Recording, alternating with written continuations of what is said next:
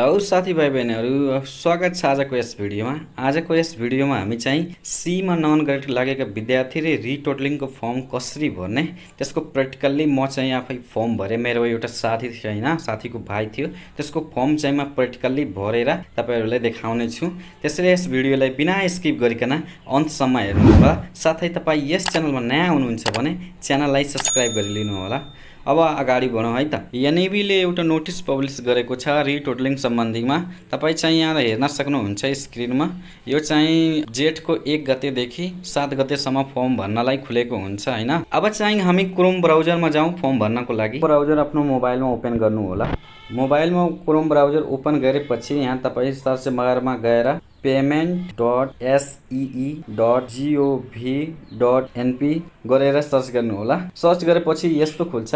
त्यसपछि तपाईहरु यो 3 डटमा क्लिक गर्नु होला। यहाँ पेमेन्ट फर रिटोटल अप्सनमा गएर क्लिक गर्नु होला। Payment for retotal option click गरेपछि तपाईहरुले यस्तो इन्टरफेस खुलेर आउँछ।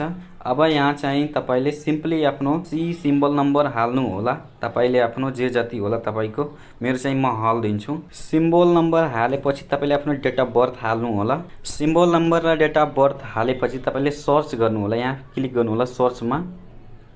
त्यसपछि वेटिङ गर्छ। त्यसपछि यहाँ तपाईहरुलाई यस्तो इन्टरफेस खुलेर आउँछ। अब तपाई यहाँ चाहिँ तपाईको कुन विषयमा ब्याक लागेको छ यहाँबाट सिलेक्ट गर्न सक्नुहुन्छ। जस्तै नेपाली सिलेक्ट गर्न सक्नुहुन्छ, इंग्लिश सिलेक्ट गर्न सक्नुहुन्छ।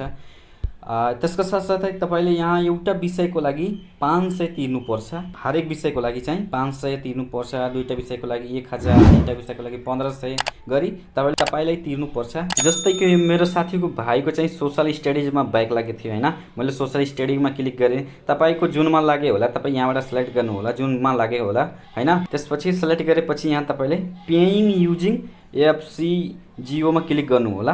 त्यसपछि वेट गरेपछि तपाईको यस्तो इन्टरफेस आउँछ। अब यहाँ तल गएर तपाई यहाँ कुन मेथडबाट तपाई चाहिँ पेमेन्ट गर्नुहुन्छ, कनेक्ट आईपीएस को युज गरेर कि खल्तीबाट गर्नुहुन्छ कि इसेवाबाट गर्नुहुन्छ।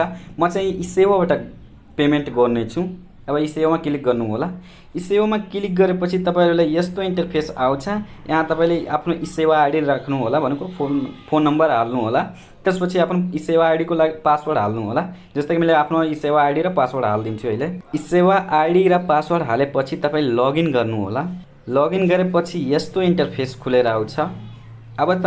अब यहाँ पुगेपछि तपाईहरुलाई तपाईको सिम नम्बरमा एउटा टोकन भनेर चाहिँ आउँछ। तपाई चाहिँ त्यो टोकनले कपी गरेर यहाँ पेस्ट गर्नुपर्छ। जस्तै कि अब मेसेजमा मेरो चाहिँ आइसकेछ हैन, यही रहेछ मेरो टोकन नम्बर।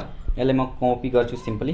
कपी गरेपछि यहाँ तपाईहरुले चाहिँ पनि पेस्ट गर्नु होला। कपी गरेर पेस्ट गरेर अनि कन्टिन्यू पेमेन्टमा क्लिक गर्नु होला।